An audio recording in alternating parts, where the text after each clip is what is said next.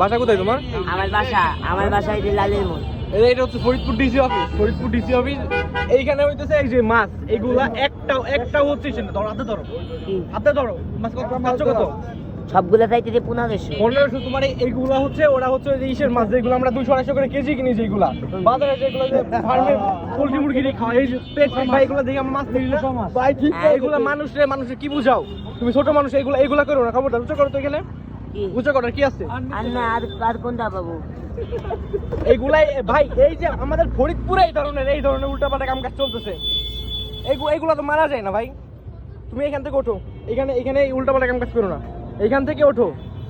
আমি চলে যাইতেছি তুমি এখান থেকে ওঠো। এই ধরনের মাছ তুমি 2-1টা টাকি কিনে নিয়ে আসবা, টাকি নিয়ে আসো, নর্মাল টাকি। এইখানে শিং মাছ দেখা যাচ্ছে, কই মাছ দেখা যাচ্ছে, আপনারা চেনেন না কেউ?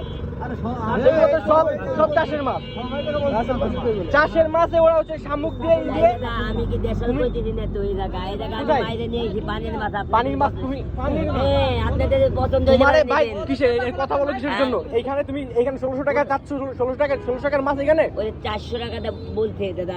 মানে 1600 কাও কেমনে? তুমি 1600 কাও কেমনে? তুমি এখান থেকে যাও ভাই, তুমি বাজারে যাও, তুমি 400 টাকা, এইখানে 400 টাকার মাছ আছে।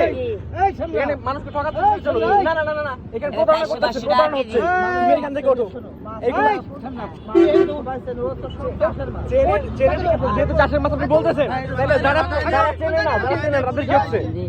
এই ধরনের প্রতারণা করো না, যাও এই ধরনের প্রতারণা করো না। আরে ভাই তুমি এইগুলা ফাউল কাম কাজ ঢাকাতে চলে, ফরিদপুরে এগুলা চললে কি মানা যায়?